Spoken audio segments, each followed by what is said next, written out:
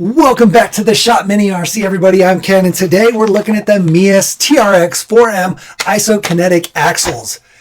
They look like they're going to be amazing just from everything I've seen. We haven't even opened them up yet. I'm not just saying they look amazing because I love Meus stuff, which I do love Meus stuff. But we've seen some of the stuff behind the scenes, and they look damn good. And if you know the original SCX24 Isokinetic Axles, we'll put a link to the video over here. Then you know that they're pretty cool axles. The turn radius is just absolutely insane. It's a very unique design. The quality is top notch. So I expect nothing less from these guys here. And I'm excited to get into them. We also just did a video, which we'll also link over here, to the TRX4M 2-speed gearbox that Meus did. And that thing, it's smooth like butter. So definitely check that out. Now that you've liked, subscribed, shared, and hit that notification bell, let's dive into this thing, guys.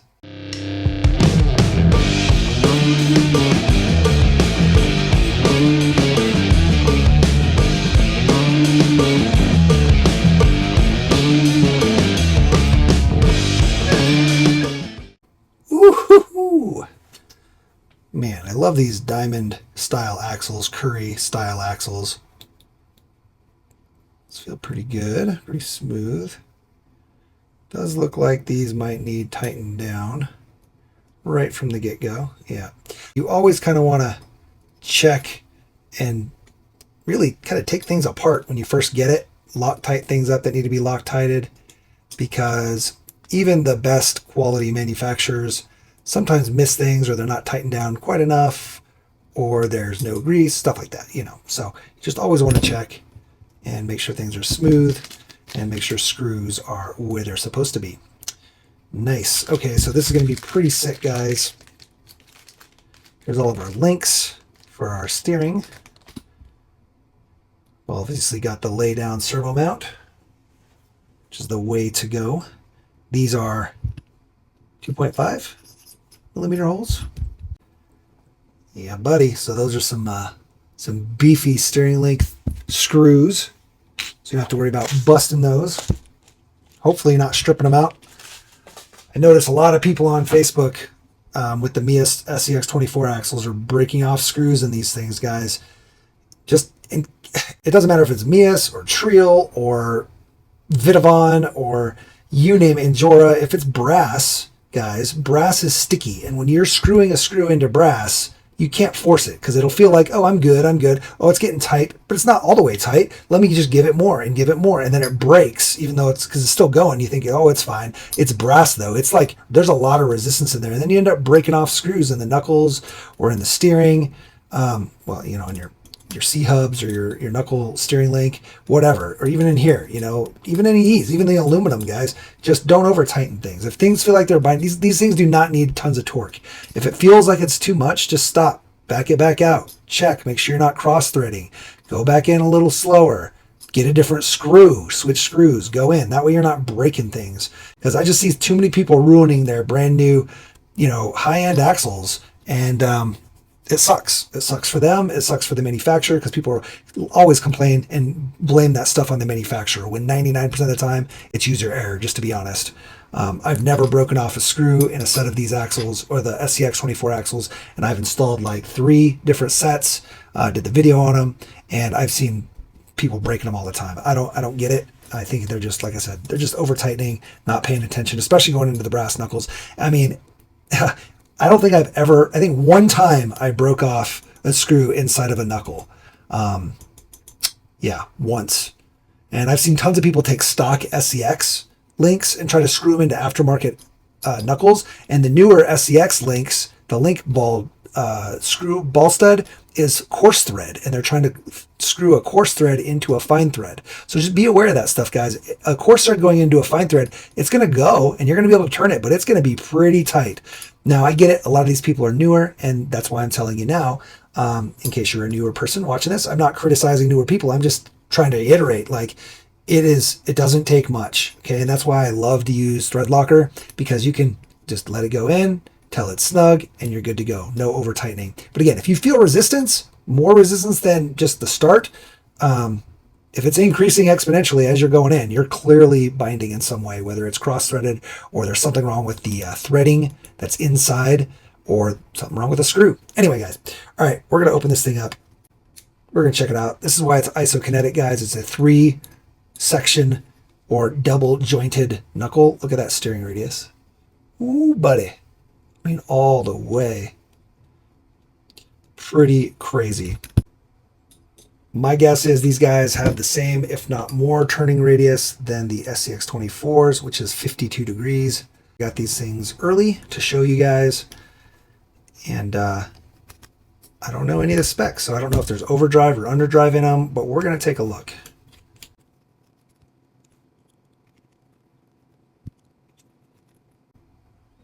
Nice and greased up in there.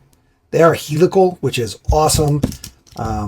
So the stock gears that come in an SC or a TRX4M, mind you, these have bearings too, obviously. Bearings, and there's an O-ring, so be aware of that.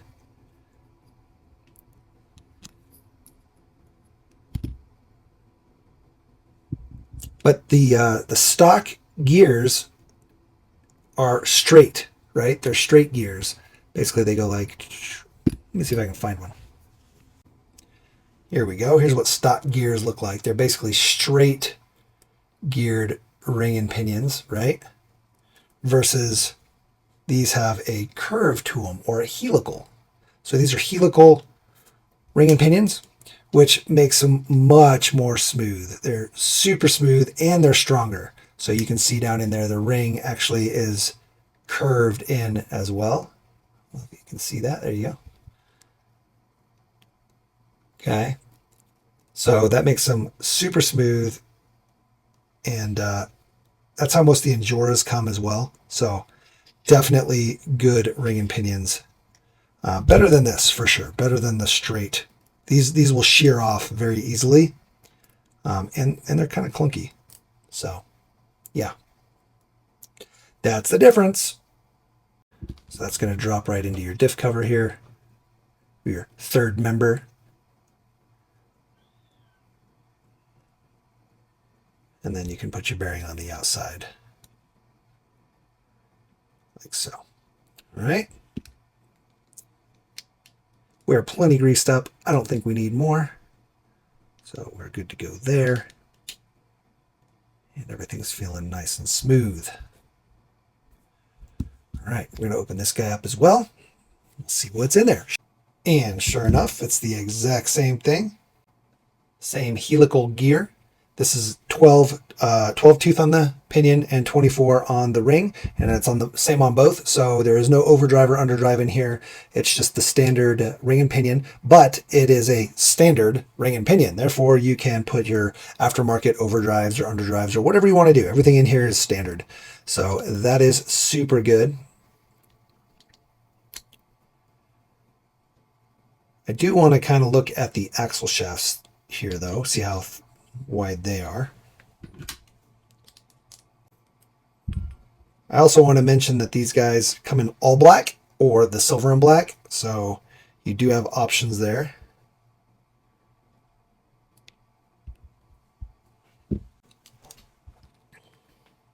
The axle shaft at the pin is 3 millimeters.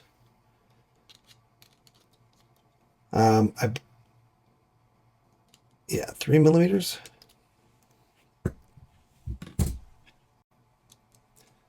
Now, your stock axle shafts, right at the hex, or where the axle pin sits, are actually 3.5. So it's interesting that these are slightly smaller. Yeah, they're right at 3. Now, Mias did mention that they have some larger axle shaft versions coming.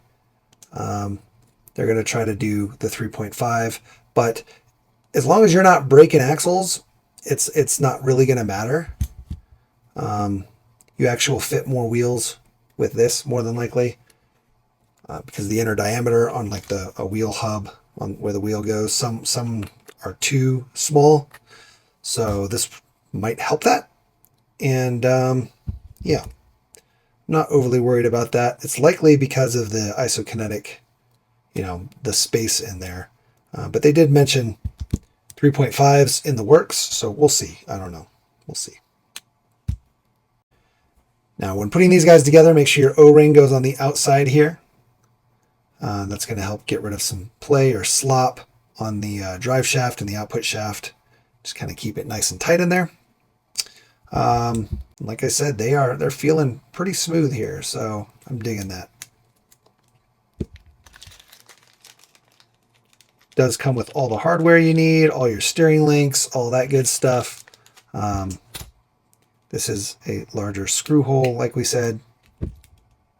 Overall, they look quality. They look like they're going to be good, well greased up. The sealed bearings are awesome. One of the problems in previous axles, or even stock axles, is this dip. This dip looks like it's going to be good, just to help clear the shock mounts. When your shock is in there, the shock tends to rub on there on the stock axles. So it looks like they did clear that out a little more. So that seems good. We're excited to get these on a truck. We're going to put these on an Endura Tarantula is what we're going to do with these guys.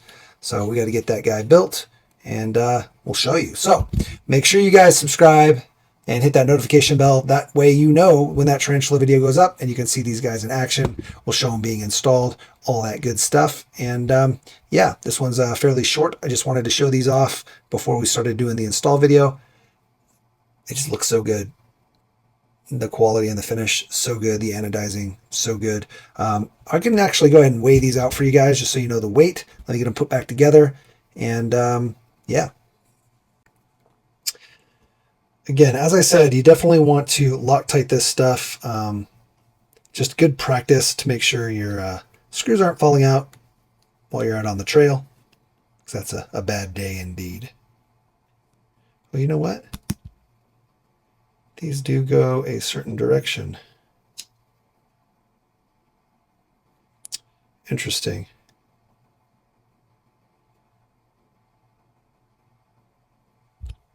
Maybe not. I don't know.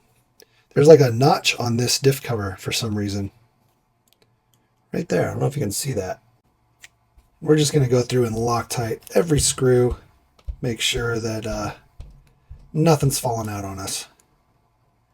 Even our knuckle screws here.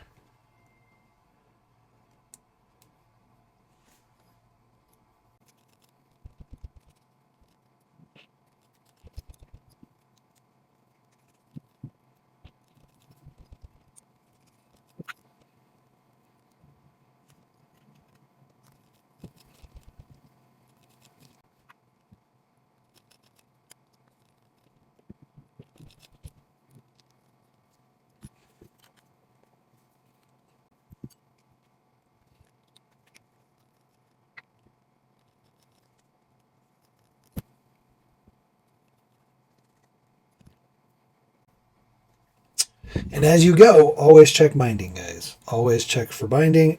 Every time you put in a screw, essentially, or at least the two screws, check your binding on one side. Because once the whole thing's together, see, and we're actually a little tight on this side. See this? Nice and floppy here, but over here, little stiff. So that tells me we're a little too tight. Literally back off like a 20th of a turn.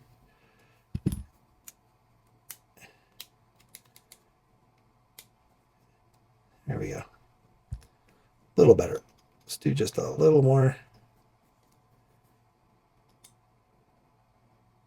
Actually, yeah. There we go. And again, we can back it off. It doesn't have to be super tight because we Loctited it or thread locked it, whatever. Right? So now we're good. Nice and floppy on both sides. That? There we go. Could just be the finish rubbing. There we go. Yeah. Okay, cool. So now we're going to go ahead and build this. I'm going to show you some tricks about the link ends and whatnot and get the front axle together. All right, we got our rod ends screwed on, our little ball joint link eyelets, whatever. Now, I do want to point out that most of the time, these little guys do have a top and a bottom. And you can kind of see how there's like the shiny lip versus the side does not have a shiny lip. That means usually that this is the bottom. So that's kind of where you want to put your ball joint in. You push it in through the shiny side. It's got a little bit of a chamfer in it that helps you get the ball joint in a little easier. Okay? That way you're not marring up all your little rod ends and whatnot.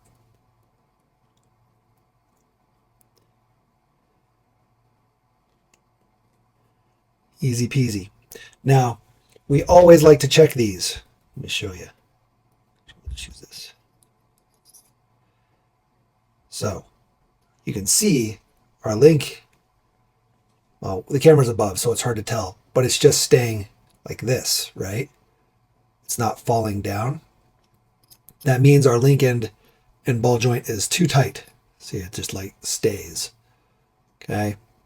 You want it to drop down freely. It means it's too tight.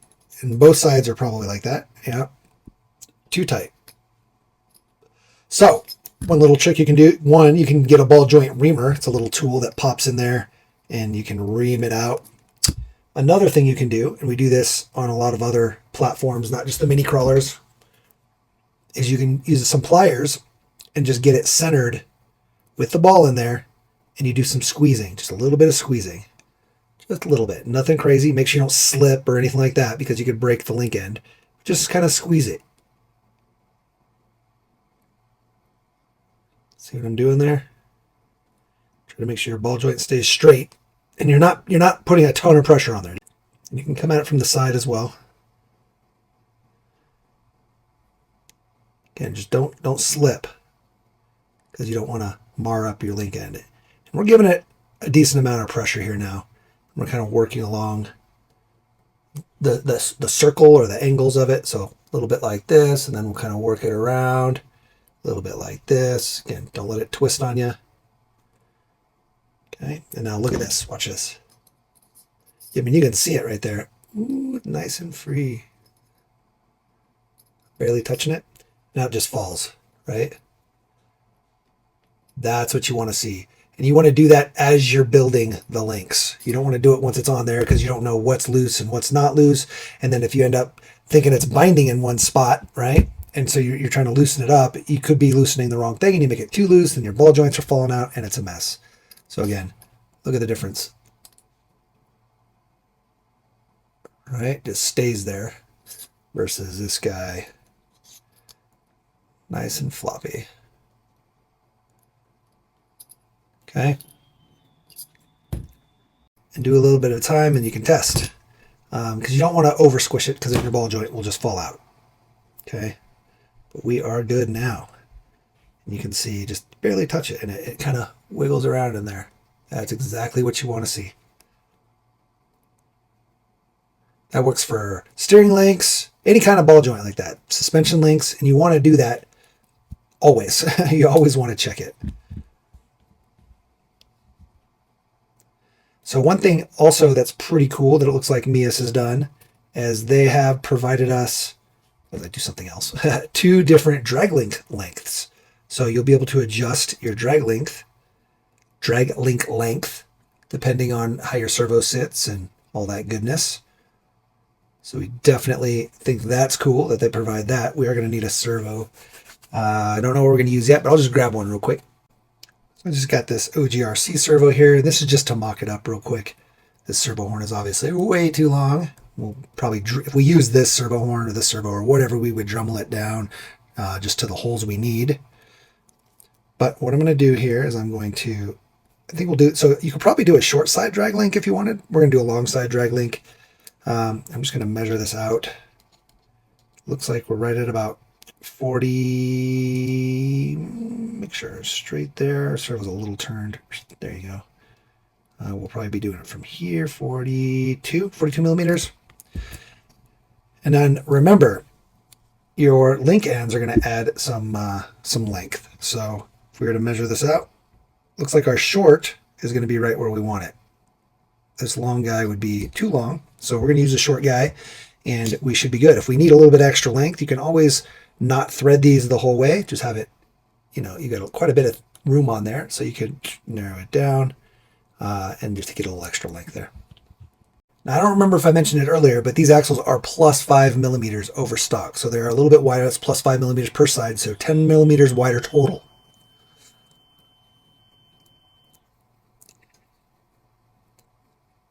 And that's probably part of why they give us different drag links here because, well, they're wider depending on the kind of servo setup you have or the servo tray you use if you use a different tray.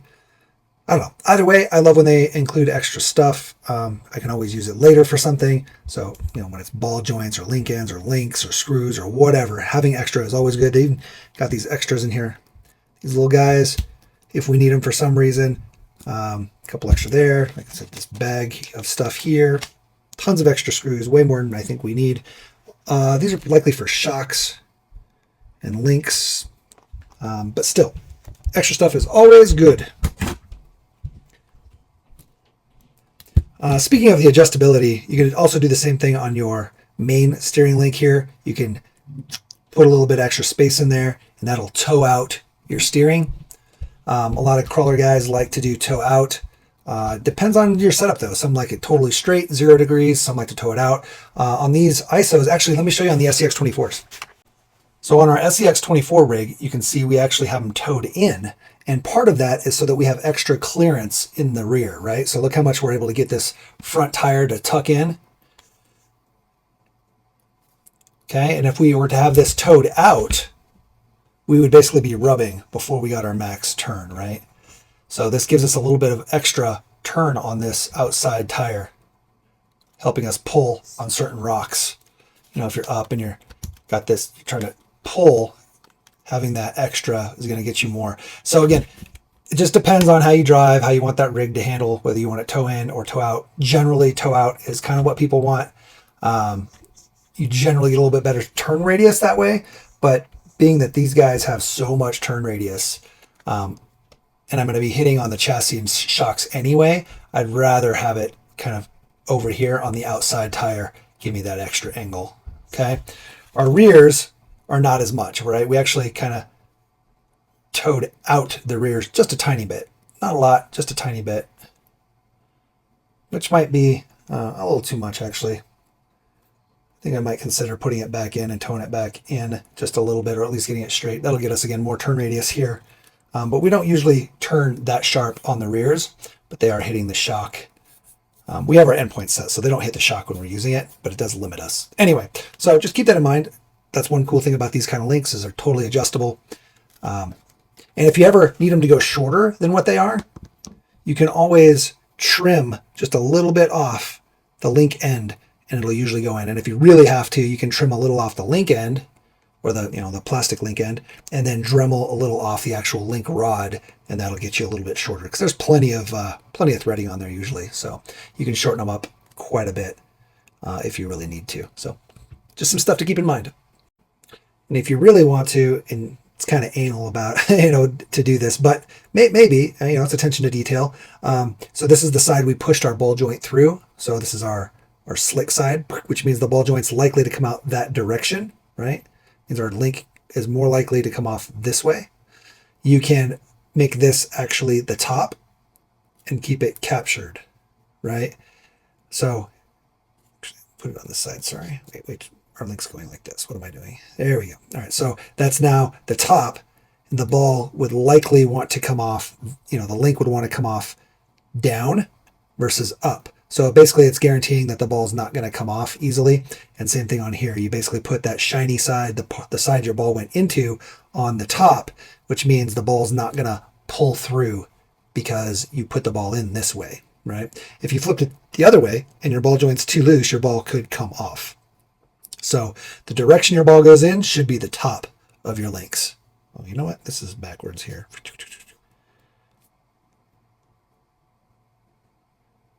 There we go. Shiny side up, shiny side up. And there we go. And then the same would go on this. We'd want the shiny side on the outside if our screw's going in like this. Shiny side on this side. That way the link can't pull through, right? All right, let's get it on there.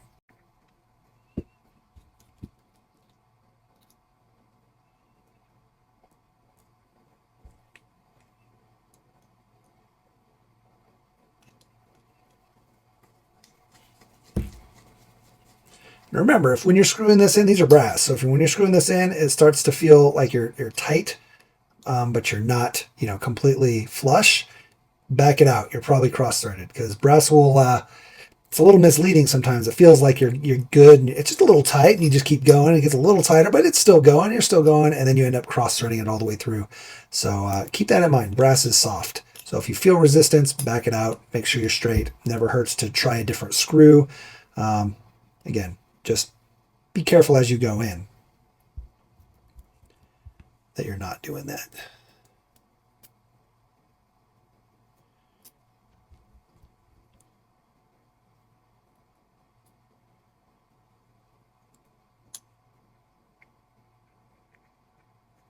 Running low on our thread locker here.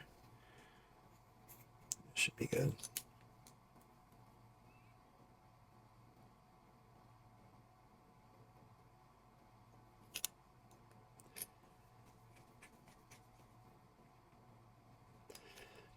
And then, once it's all together, always check to make sure you're super free and loose, right? Everything should be nice and sloppy. Not sloppy. That's the wrong word. I chose the wrong word. Free is the word. Just things should be able to kind of hang free, right? And then you should be able to move this nice and freely. No binding, right? Nothing like that. Okay, we're good to go, guys. I think that's it. We're going to go ahead and weigh these, and then we're going to wrap it up.